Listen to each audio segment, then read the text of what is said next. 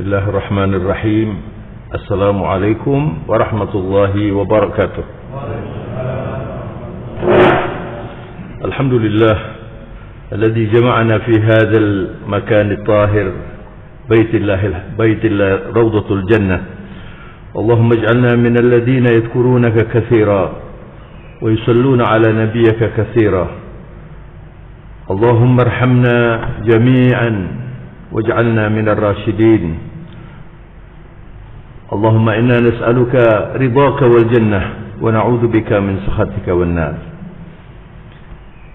Allahumma nas'aluka ilman nafi'a wa rizqan tayyiba wa 'amalan mutaqabbala warzuqna al-ikhlas fil qawli wal 'amal. Amin ya rabbal alamin. Allahumma salli wa sallim wa barik ala muallimina wa mursyidina wa nabiyyina wa maulana Muhammad wa ala alihi wa sahbihi wa sallam tasliman mazida. Ikhwatul iman, jamaah Masjid Raudhatul Jannah rahimakumullah. Alhamdulillah, kita bersyukur pagi hari ini dikumpulkan kembali oleh Allah di rumahnya Masjid Raudhatul Jannah untuk menambah pemahaman kita tentang Islam ini. Dan ini sangat penting, dan mari kita memanfaatkan dengan seksama, semoga bermanfaat dan mendapat ridha Allah Subhanahu wa taala. Saya sering mengatakan dalam banyak kesempatan bahwa ramainya media sosial sekarang ini yang membuat kita hampir sulit sekali menghindari. Sebenarnya itu adalah secara tidak langsung memerintahkan kita untuk mengerti Islam lebih banyak. Karena kalau tidak, nanti kita termakan oleh dakwah-dakwah yang menyesatkan, dan itu perlu sekali dipagari dengan ilmu tentang Islam yang kuat dan zikir yang banyak. Hari ini saya mencoba untuk mengangkat judul, mengapa kita perlu banyak berzikir. Coba sekarang setiap kita ini ditanya sendiri, apakah sudah banyak zikirnya? Karena ukuran zikir itu nggak ada batasnya. Ya ayyuhalladzina amanu udzukurullaha dzikran katsira. Hei orang-orang yang beriman, berzikirlah yang banyak. Jadi kalau Anda bertanya, berapa banyak itu Pak? Enggak ada batasnya. Semakin banyak, semakin baik. Dan zikir itu tentu saja bukan hanya kalimat yang diucapkan, ya. Ini sekarang kita berkumpul ini zikir. Kalau Anda membaca Al-Quran, itu zikir. Kalau Anda bertemu dengan teman kemudian mengucapkan salam lalu mengucapkan alhamdulillah saya sehat. Idza taqul mu'minani wa tasaffaha wa hamidallah ghufira lahumā qabla an yatafarraqa. Islam ini kalau betul-betul digunakan, dimanfaatkan dalam kehidupan kita, hidup ini akan sangat sejahtera dan kita tidak mungkin tertekan, tidak mungkin stres. Hadis yang saya baca tadi, Rasulullah mengatakan, kalau dua orang bertemu, orang beriman, kemudian berjabat tangan. Sekarang sudah boleh jabat tangan, ya. Jadi mau jabat tangan itu ragu-ragu gitu, ya. Subhanallah. Pujian itu. Idzal taqul mu'minani wa tasaffaha, berjabat tangan. Kemudian wa hamidallah. Lalu bersyukur kepada Allah. Jadi kalau Anda ditanya oleh teman, ya, bagaimana kabarnya? Jangan menjawab biasa, baik-baik saja. Itu tidak Islami. Bagaimana kabarnya? Baik. Alhamdulillah. Anda tahu apa yang didapat kalau ada dua orang bertemu, berjabat tangan, kemudian saling menanyakan berita, kabarnya bagaimana, lalu mereka wahamidallah, mengatakan alhamdulillah, ghufira lahumā qabla an yatafarraqa. Diampuni dosanya sebelum berpisah. Coba Islam ini seperti ini. Kan tidak sulit masuk surga, kan? Apalagi mau masuk neraka. Paling gampang itu sudah. Anda berfoya-foya, pokoknya menikmati kemalasan, menikmati keenakan nafsu, kan masuk neraka nanti. Tapi sebetulnya kalau kita ini mengerti agama itu tidak sulit. Saudara, beberapa hari yang lalu atau mungkin 2-3 minggu terakhir ini kan viral di mana-mana, ada tokoh yang mengatakan tauhid itu bukan la ilaha illallah. Anda dengar nggak itu? Iya. Kurang mantep gini ya. Katanya tauhid itu persatuan, la ilaha illallah. Al-Quran ini semuanya itu adalah akbar kitab tauhid. Al-Quran itu adalah buku yang berbicara tentang tauhid yang terbesar, itu Al-Quran. Semua ayat di dalam Al-Quran itu arahnya itu mengesahkan Allah Subhanahu wa taala. Lah kok kemudian dia mengatakan tauhid ini kemudian disempitkan? Dia lupa, dia itu yang menyempitkan. Mengatakan tauhid itu persatuan. Lalu ada namanya moderasi Islam. Ini otak-otak liberalis ini bahaya sekali. Kita nggak bisa beragama dengan otak, tapi kita harus menggunakan otak. Kalau agama itu dirasionalkan, nanti ada terjerumus. Nggak bisa. Saya beri contoh satu saja. Anda percaya nggak Rasulullah di Isra Mi'raj kan? Kalau nggak percaya berarti Anda tidak percaya Quran. Bagaimana Rasulullah diangkat sampai ke Sidratul Muntaha? Kita naik pesawat saja ngeri tuh lihat. Pesawat itu rendah sekali. Ini tidak bisa dirasionalkan. Jadi kalau ada orang berbicara tentang Isra Mi'raj, katanya ini sekian juta kilometer dan sebagainya, itu nggak mungkin. Pendekatannya itu harus pendekatan suprarasional, bukan irasional. Kalau irasional itu kan tidak bisa dipikir. Ini lebih tinggi dari rasional, ini suprarasional namanya itu ya. Dan pendekatannya iman. Sami'na wa ata'na. Amantu billah. Kalau Anda diganggu oleh setan, diganggu oleh nafsu, ini dulu sebelum ada alam ini tidak ada orang ya. Terus bagaimana Tuhan itu? Setan itu menggiring ke situ. Nanti kita kemudian, Rasulullah mengajari itu ya. Anda la tatafakkaru fi dzatillah, tafakkaru fi khalqillah. Kamu jangan berpikir tentang zat Allah, nanti terjerumus jadi kafir nanti. Walakin tafakkaru fi khalqillah. Anda berpikir tentang ciptaan Allah. Ini di sini ini ada jahe. Betul ya? Betul ya?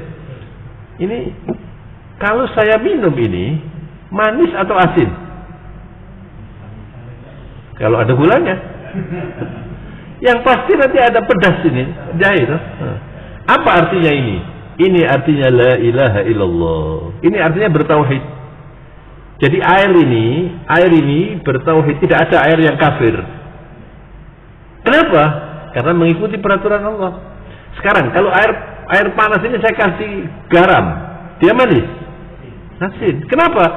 Itu la ilaha illallah. Dia patuh. Nah manusia itu yang paling banyak nggak patuh ini. Nah kadang-kadang dikasih ilmu nggak malah patuh, malah sesat. Nah mungkin itu zikirnya kurang, atau zikirnya itu cuma sebatas di lidah saja, goyang-goyang gini-gini aja. Hatinya tidak berzikir. Jadi oleh karena itu, saudara-saudara, kita ini harus berhati-hati, harus selalu berdoa, minta tolong kepada Allah supaya tetap di atas sabat. Doa yang paling banyak dibaca oleh Rasulullah ketika istri Nabi yang namanya Ummu Salamah radhiyallahu anha ditanya, doa apa yang paling banyak didengar dari Rasulullah, wahai ummul mukminin? Lalu beliau menjawab, Rasulullah paling banyak berdoa, ya muqallibal qulub, tsabbit qalbi ala dinik. Kalau Anda sebelum salam baca itu. Pokoknya dalam banyak kesempatan baca itu, ya muqallibal qulub, tsabbit qalbi ala dinik. Kalau dilanda keraguan, baca itu. Supaya tetap di atas agama. Jadi al-qalb ini berkali-kali ya saya jelaskan, qalb itu hati kita ini taqallaba, ya taqallabu itu artinya begini, berbolak-balik begini. Beberapa hari yang lalu saya di Jakarta sempat diundang oleh teman saya Dia itu spesialis jantung. Ya. Diundang oleh teman saya itu, katanya mau dikasih hadiah. Saya pikir hadiah apa ini ya? Pokoknya hadiah yang istimewa. Terus saya datang ke kantornya di Rumah Sakit PON namanya, Pusat Otak Nasional di Jakarta. Ya. Datangnya saya diperiksa jantung. Itu hadiahnya. Ya kan deg-degan ini, kamu tidak sakit, tidak apa-apa kok diperiksa jantung. Tapi ada hikmah yang besar, saya melihat itu, jadi ada alat yang sekarang itu canggih sekali, jantung itu bisa dibelah-belah begitu dilihat, apa namanya, berlapis-lapis gitu lah. Kalau dipotong-potong itu, lalu ditunjukkan bagaimana jalannya jantung. Di situ saya semakin menikmati Al-Quran ini ya. Limadza summiyal qalbu qalban? Kenapa jantung itu disebut qalb? Li'annahu yataqallabu. Jantung itu begini terus, Pak. Sampai pernah berhenti jantungnya? Kalau berhenti tidak bisa ke masjid. Jadi kalau ada orang umur 80 tahun jantungnya bergerak 80 tahun. Itu kalau orang ulul albab mengatakan subhanallah. Begitu, Pak. Nah, karena jantung ini terus bergerak, itu yang menentukan segala sesuatu, itu hati kita ini. Kenapa saya datang kemari? Karena hati saya ini senang untuk kesini. Kenapa Anda ini sholat di sini? Karena senang. Kadang-kadang orang tidak mau ke masjid karena takmirnya nggak disenangi. Bismillahirrahmanirrahim. Bukan di sini loh, Pak. Itu dia diganggu setan itu. Saya gak cocok ke takmir, gak masjid-masjidan. Akhirnya ada orang yang nggak pernah ke masjid gara-gara pegel apa sama takmirnya itu. Itu hatinya. Dan kalau sudah hati itu senang, masya Allah, hati itu cinta, dia mau berkorban untuk apa saja demi untuk yang dicintai itu. Nah, kita ini harus banyak berzikir supaya apa? Supaya cinta kepada Allah. Kita harus banyak bersalawat supaya apa? Supaya cinta kepada Rasulullah sallallahu alaihi wasallam. Dan kalau orang itu sudah cinta Allah, pasti cinta Nabi. Nggak mungkin orang cinta Allah tidak cinta Nabi. Pintunya ini dari Rasulullah sallallahu alaihi wasallam. Ini perlu mengerti ya. Kedudukan Rasulullah itu sangat menentukan dunia akhirat. Nanti kita insya Allah kalau sudah masuk liang lahat ya, mau cepat atau mau lambat? Masuk liang lahat. Sampai begini-begini mau cepat.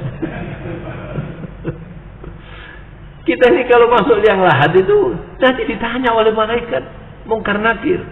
Terus ada orang berpikir, tidak ada itu pertanyaan itu, tidak ada siksa kubur, tidak ada. Ini orang-orang liberalis ini. Ini namanya barzakh, haya barzakhiyah. Kita belum pengalaman ini. Barzakh itu artinya disekat begini loh. Jadi ada penghalangnya, itu namanya barzakh. Haya barzakhiyah ini nanti sampai kalau sudah didatangi malaikat Israel, kemudian sampai dimasukkan keranda, diantarkan nanti ke haya barzakhiyah. Nah, disitulah saudara-saudara, nanti kita ini akan ditanya oleh Munkar wa Nakir.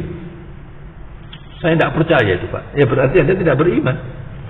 Saya sholat, saya haji, tapi ini tidak percaya, tidak masuk surga sampean. Artinya belum beriman. Alif Lam Mim, dzalikal kitabu la raiba fihi hudan lil muttaqin, alladzina yu'minuna bil ghaibi. Itu yang pertama. Al-Quran ini adalah petunjuk untuk orang-orang yang bertakwa. Tanda yang pertama disebutkan oleh alladzina yu'minuna bil ghaibi wa yuqimuna as-salata wa mimma razaqnahum yunfiqun.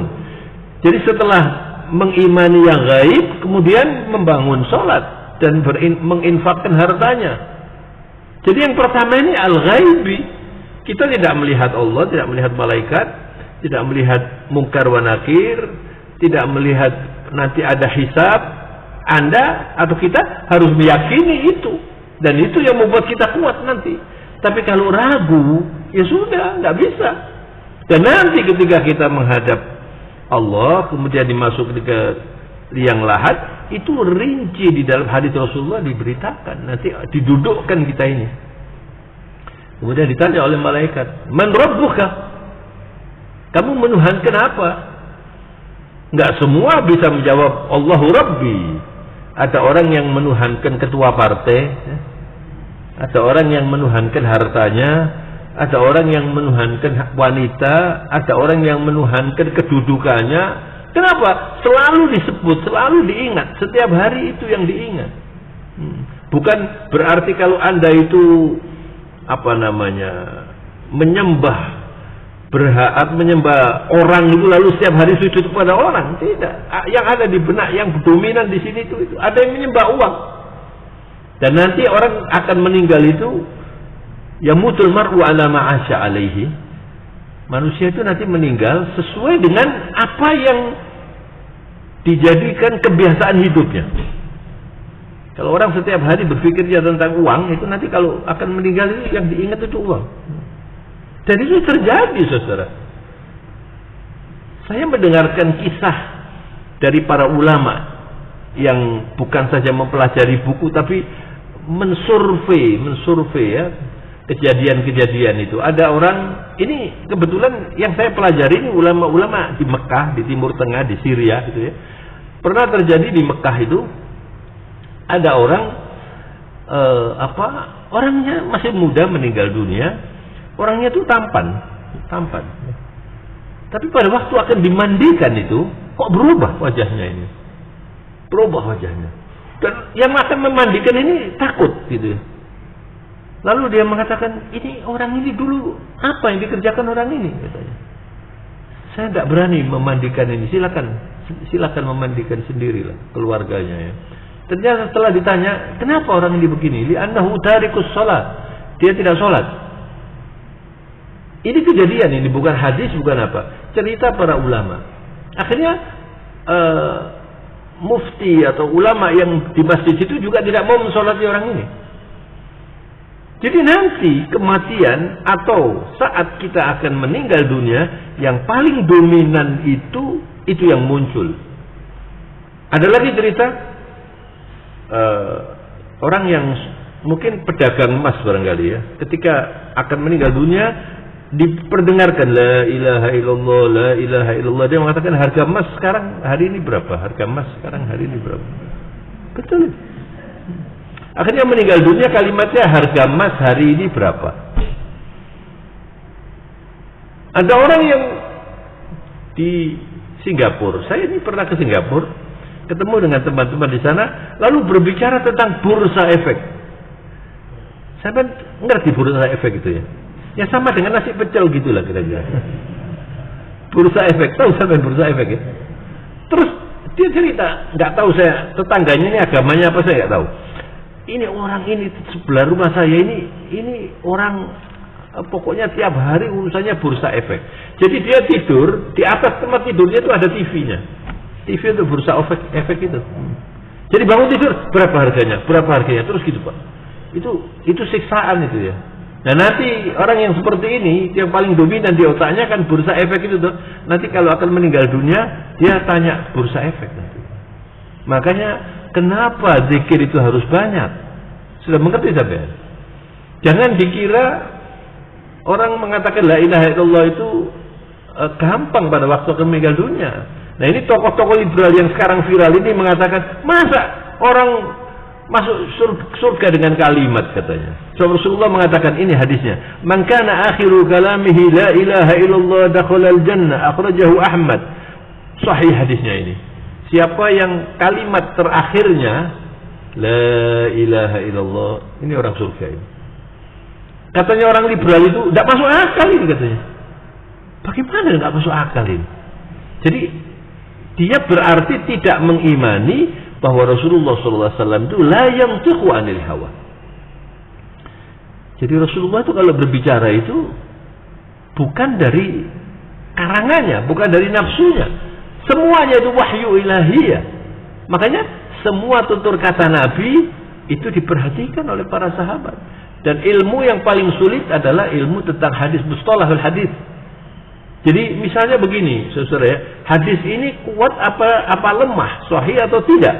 itu harus dicari siapa yang meriwayatkan ini. Si fulan. Si fulan ini dari siapa? Dari ini, sampai Rasulullah SAW. Kalau misalnya, ini salah satu contoh, begitu sulitnya orang belajar tentang hadis ini. Misalnya salah satu yang meriwayatkan hadis ini, itu diketahui kalau masuk ini masjid kaki kiri misalnya. Loh, dia kok masuk kaki kiri? Berarti hadisnya dhaif. Seperti itu, Pak. Jadi semua itu kualitasnya dicari ini. Jadi tidak mudah untuk kemudian berkesimpulan para ahli hadis, ini hadis ini adalah sahih. Tidak mudah. Kalau lebih ringan lagi, hasan. Hasan itu. Kalau lebih rendah lagi, dhaif. Kalau sudah tidak ada, itu namanya maudhu. Seperti hadis yang terkenal, utlubul ilma walau bisin. Carilah ilmu walaupun di negeri Cina. Ini bukan hadis ini, terkenalnya hadis ini. Katanya teman-teman saya tidak pernah ke Cina. Itu masjid-masjid di Cina, semuanya itu ditulis begitu. Hadis yang paling membanggakan Cina ini. Carilah ilmu walaupun di negeri Cina. Itu katanya, bukan katanya, para ulama mengatakan ini hadis ini tidak bersanad kepada Nabi. Kemudian ada yang mengatakan ini nasihat Imam Syafi'i. Jadi Imam Syafi'i itu menggalakkan orang belajar walaupun jauh. Cina itu jauh. Jadi itu simbol jauh gitu loh. Tapi juga ada yang mengatakan karena Cina itu memang mereka sudah sejak lama punya kebudayaan ya. Nah, kebudayaan Cina yang di sana itu apa sesuai dengan Islam atau tidak? Jadi kita misalnya belajar di dalam hadis Rasulullah SAW, itu kan kita minta ilmu yang bermanfaat. Allahumma inni as'aluka ilman nafi'a wa rizqan thayyiba wa amalan mutaqabbala. Ilmu yang bermanfaat. Jadi kalau misalnya jauh-jauh belajar ilmu gak bermanfaat, untuk apa? Anda boleh belajar dari mana saja, tapi yang manfaat. Allahumma inni a'udzubika min ilmin la yanfa. Ya Allah, saya berlindung dari ilmu yang tidak ada gunanya. Loh, begitu itu doanya Nabi. Jadi ilmu yang tidak penting jangan dipelajari. Waktu kita ini kan terbatas. Malam pagi hari ini kita belajar ini ilmu yang penting, yang membuat kita masuk surga. Dan hadis yang terkenal ini harus kita yakini. Syahidallahu annahu la ilaha illa huwa wal malaikatu wa ulul ilmi qa'iman bil qist. Ini di dalam surat Ali Imran 18 Allah menyatakan, Allah bersaksi bahwa tiada Tuhan selain Dia sendiri. Syahidallahu annahu la ilaha illa huwa. Allah bersaksi bahwa tiada Tuhan, semua ini makhluk ciptaan Allah. Yang Tuhan itu hanya Allah Subhanahu wa taala. Oleh karena itu landasan Islam ini adalah kalimat tauhid, la ilaha illallah. Tidak ada Tuhan selain Allah. Jadi semua yang kita lihat ini di langit, di bumi, yang kita dengar, semua itu makhluk. Yang Allah itu hanya, yang ilah itu hanya Allah Subhanahu wa taala. Syahidallahu la ilaha illa huwa wal malaikah. Malaikat menyaksikan la ilaha illallah. Wa ulul amri, dan orang-orang yang berilmu. Qa'iman bil qist, menjunjung tinggi keadilan dan keseimbangan dan kebenaran. Maka karena iman kita ini naik turun, kata Rasulullah, al-imanu yazidu wa yanqus. Iman itu naik turun ya. Pagi hari ini kita berkumpul di majelis zikir seperti ini, iman kita naik insyaallah. Naik iman kita ini ya. Nanti kita keluar lagi, lihat medsos macam-macam, sholat duhur supaya iman tetap baik. Kemudian bekerja lagi, mungkin ada macam-macam, sholat asar dijaga terus, sholat maghrib, sholat isya, kemudian bangun, sholat subuh. Ibu-ibu dan bapak sekalian saya hormati yang sudah membiasakan diri sholat subuh seperti ini, pertahankan sampai kita masuk liang lahat. Karena berbahagialah orang yang setiap hari sholat subuh di masjid seperti ini. Man sholat subuh fi jama'ah fahuwa fi dhimmatillah. Orang yang sholat subuh berjamaah itu selalu dalam lindungan Allah Subhanahu wa ta'ala. Apalagi kemudian Anda tambah dengan sholat isya, Anda dalam lindungan Allah sampai pagi. Ini hadis Rasulullah sallallahu alaihi wasallam. Maka dari itu, ma'asyiral muslimin, rahimakumullah, saya tambah lagi satu ayat di dalam Al-Quran supaya nanti sampai di rumah dibaca. Allah Subhanahu wa taala mengumumkan bahwa manusia terbaik itu adalah Rasulullah sallallahu alaihi wasallam, dan itu harus kita jadikan contoh. Ayatnya berbunyi, a'udzubillahi minasyaitonirrajim, laqad kana lakum fi rasulillahi uswatun hasanah liman kana yarjullaha wal yawmal akhir wa dzakarallaha katsira. Pada diri manusia terbaik Sayyidil Mursalin Muhammad sallallahu alaihi wasallam adalah contoh keteladanan yang terbaik. Tugas Rasulullah itu kalau diringkas menjadi dua saja, menyampaikan dan mencontohkan. At-tabligh wal qudwah. Tabligh itu menyampaikan, Rasulullah menyampaikan. Bahkan yang disampaikan oleh Rasulullah itu lengkap. Kita banyak atau sering membaca di dalam Al-Quran itu kata qul. Yang paling populer, qul huwallahu ahad, Allahus samad, lam yalid wa lam yulad wa lam yakul lahu kufuwan ahad. Ini surat Al-Ikhlas, diberi nama surat Al-Ikhlas, surat la ilaha illallah. Ketika orang-orang musyrikin itu didatangi Rasulullah dihadirkan oleh Allah membawa kalimat tauhid, membawa ajaran kebenaran ini, lalu dikenalkan. Rasulullah pada waktu itu dalam pidatonya singkat saja, qulu la ilaha illallah tuflihu. Kalian ucapkan kalimat tauhid la ilaha illallah. Jadi kunci keimanan itu dimulai dari ucapan. Ucapan ini yang paling banyak membuat orang masuk neraka. Tapi juga ucapan ini yang mengantarkan manusia masuk surga. Sehingga Rasulullah mengumumkan dalam hadis yang saya baca tadi, kalau anda bisa membuat akhir kalimat anda itu la ilaha illallah, anta min ahlil jannah, anda orang surga. Dan ini perlu terus dibiasakan terus yang banyak. Nah, Rasulullah pada waktu itu mengenalkan Islam dari la ilaha illallah. Qulu la ilaha illallah tuflihu. Nanti anda itu akan sukses, akan menang dunia akhirat. Lalu mereka terbiasa Tuhannya dibangun sendiri, kan ada Lata, ada Uzza, ada Manat, itu nama-namanya berhala-berhala itu. Dan sampai hari ini masih banyak orang menyembah berhala, kan? Masih banyak. Cuman berhalanya macam-macam, ada yang batu, ada yang uang, ada yang macam-macam. Ada yang berhalanya itu kedudukan, selalu tiap hari berpikir kedudukan, itu lalu dituhankan.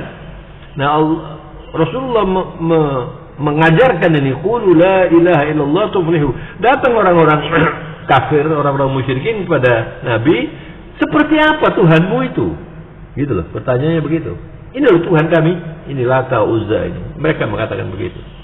Allah kemudian memberi jawaban, qul huwallahu ahad. Qul ya Muhammad, itu artinya begitu. Jadi setiap kali anda membaca kata qul dalam Al-Quran, itu artinya Allah memanggil Rasulullah SAW. Qul, diperintahkan. Tapi karena Rasulullah ini punya sifat tabligh, menyampaikan, ya, mestinya begini, Pak Mariati misalnya, sampaikan pada jamaah, saya akan datang jam 7 misalnya. Kan Pak Mariati akan mengatakan, saudara nanti Pak Taufik akan datang jam 7, kan begitu cukup tuh. Tapi kalau Nabi tidak, qulnya itu dimasukkan juga dalam Al-Quran. Mengerti nggak nih? Jadi kalau anda membaca qul, itu Nabi diperintahkan oleh Allah, qul huwallahu ahad. Mestinya kan Nabi cukup mengatakan Allahu ahad, saudara-saudara, Allahu ahad. Tidak. Karena ayatnya ini berbunyi qul, maka Nabi menyampaikan qul huwallahu ahad. Setiap hari kita baca dengan qul huwallahu ahad, seperti Allah menfirmankan itu kepada Jibril lalu disampaikan kepada Rasulullah SAW. Asli qul huwallahu ahad. Mengerti ya? Itu tauhid. Itu tauhid. Allahu as-samad. Allah itu adalah tempat tumpuan semua makhluk. Semua bertumpu pada Allah Subhanahu wa taala, ya. mulai virus sampai matahari sampai alam semua bertumbuh kepada Allah Subhanahu wa taala. Yang paling banyak tidak bertumbuh kepada Allah itu justru manusia dan jin ini. Qul huwallahu ahad, Allahus samad. Lalu dikatakan lam yalid wa lam yulad. Tidak beranak dan tidak diperanakkan. Bagaimana? Allah itu laisa kamitslihi syai'. Kalau Allah beranak kan makhluk. Hasya lillah. La ilaha illallah. Saya kalau mengucapkan ini itu terganggu, ini batin ini terganggu. Bagaimana Allah beranak? Atau diperanakkan? Arti ada bapaknya. Bersih dari itu. Lam yalid wa lam yulad wa lam yakul lahu kufuwan ahad. Tidak ada yang bisa disamakan, disejajarkan dengan apapun dan siapapun, itu Allah Subhanahu wa taala. Dan ini adalah yang paling penting, saudara. Oleh karena itu Rasulullah SAW mendidik kita, kalau Anda sholat sunnah, Rasulullah itu membaca Qul ya ayyuhal kafirun yang pertama, kemudian yang kedua adalah Qul huwallahu ahad. Qul ya ayyuhal kafirun itu apa? Itu namanya as-salb, membersihkan segala bentuk kekafiran dan kemusyrikan. Jadi kafirun tidak bisa diganti dengan non-muslim. Masa Qul ya ayyuhal non-muslim? Ini orang-orang liberal begitu. Dan kalau orang mengerti artinya kafir, mereka malah tidak mau tidak disebut kafir. Kafir itu artinya menutup. Ini menutup, ini kafir ini. Kalau mereka disebut ada tidak kafir, ada nggak mau dia kalau ngerti. Dia tidak mau Allah ditutup, itu artinya kafir. Kalau Anda tidak mensyukuri nikmat, namanya mengkufuri nikmat. Mensyukuri lawannya mengkufuri, kan begitu toh? Nah, kenapa itu ada Qul ya ayyuhal kafirun?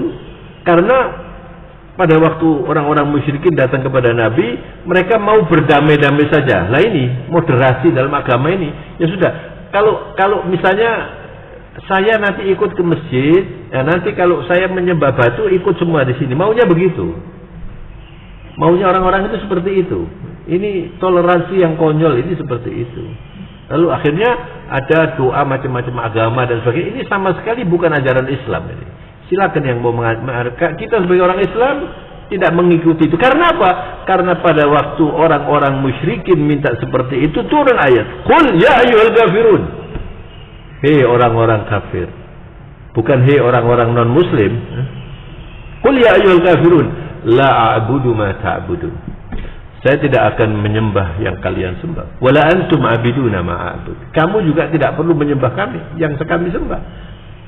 Wala ana abidun ma abadtum wala antum abiduna ma a'bud. Disebut ibadah-ibadah ini sampai 8 kali. Itu artinya apa? Bukan saja ibadah seperti sholat ini. Semua yang seperti mereka jangan sama kita ini. Begitu loh Pak. Sampai yang detail-detail jangan sama. Ujungnya Allah mengatakan lakum dinukum waliyadin. Ini toleransi. Artinya silakan Anda ke gereja, Anda mau ke pura, silakan. Saya juga ke masjid. Saya tidak mengganggu Anda dan jangan sekali-kali mengganggu kita. Itu artinya toleransi. Bukan ya sudah kalau Minggu mari sama-sama kita ke sana. Jumat mari sama-sama sholat. Ini jahl, ini kebutuhan ini ya. Nah inilah saudara-saudara, kemudian Allah menyatakan dalam ayat ini, laqad kana lakum fi rasulillahi uswatun hasanah liman kana yarjullaha wal yawmal akhir wa dzakarallaha katsira. Pada diri Rasulullah itulah contoh yang terbaik bagi siapa? Tidak untuk semua orang. Liman kana yarjullah. Orang yang selalu mengharap dan mendambakan Allah, artinya apa? Meyakini janji Allah. Saya ke masjid karena ini pahalanya besar, saya bisa masuk surga. Saya bersedekah karena apa? Karena Allah menjanjikan akan mengganti semua yang saya keluarkan. Walaupun sedekah itu rezeki yang datang dari Allah. Kalau Anda mensedekahkan harta Anda ini di masjid atau di mana saja, dianggap menghutangi Allah. Allahu Akbar. Allah Maha baik sekali.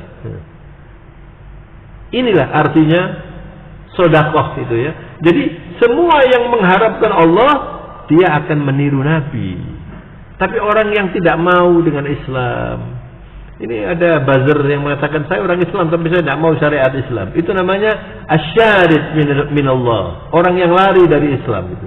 Dia mengatakan Islam, tapi dia lari dari Islam. Dikira Islam itu memerlukan orang apa? Jadi misalnya seluruh dunia ini tidak sholat, tidak ada artinya apa-apa bagi Allah. Sholat semua juga nggak tambah kebesaran Allah. Yang memerlukan Islam itu kita. Yang memerlukan syukur itu bukan Allah. Kita ini memerlukan syukur.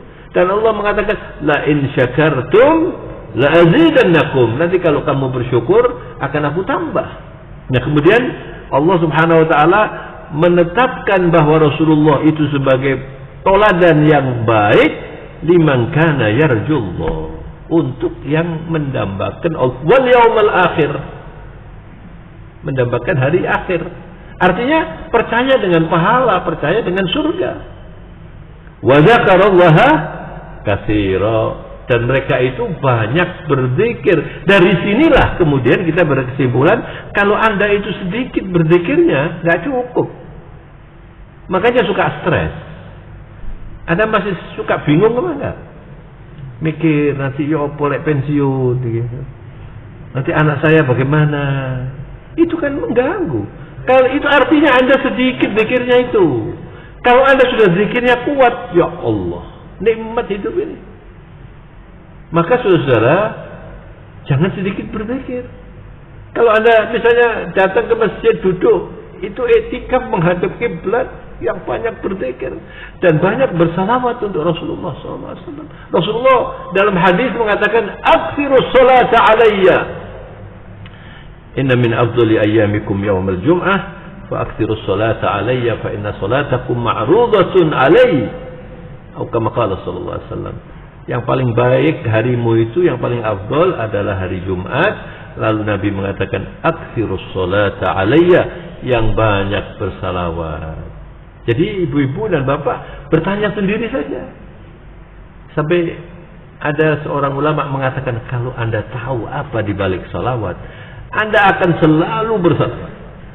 Karena salawat itu bukan mendapat pahala, tapi mendapat salawat. Loh, ini loh. Man shalla alayya salatan wahida, sallallahu alaiha biha asyra. Kalau Anda mengucapkan salawat satu kali, Anda disalawati Allah 10 kali. Apa disalawati Allah 10 kali itu? Kita ini yang banyak dosanya, kita yang tidak ada artinya apa-apa, disalawati Allah karena salawat. Lalu kita tidak bersalawat, betapa ruginya kita ini. Anda disalawati Allah itu nilainya lebih tinggi dari semua pahala itu. Makanya bagi yang masih sedikit bersalawat, mulai hari ini berikrar, saya akan banyak bersalawat. Bagi yang masih sedikit berzikir, berikrar hari ini, saya akan memperbanyak zikir. Ya, memperbanyak zikir itu tidak berarti lalu Anda terus berzikir. Lalu ada orang salam, waalaikumsalam, subhanallah, subhanallah. Bukan begitu. Salam ini juga zikir, gitu loh.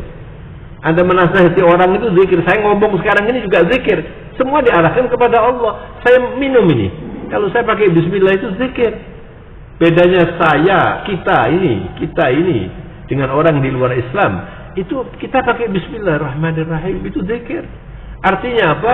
Ini semuanya dari Allah. Dan air ini saudara, air ini bukan hanya untuk menghilangkan dahaga.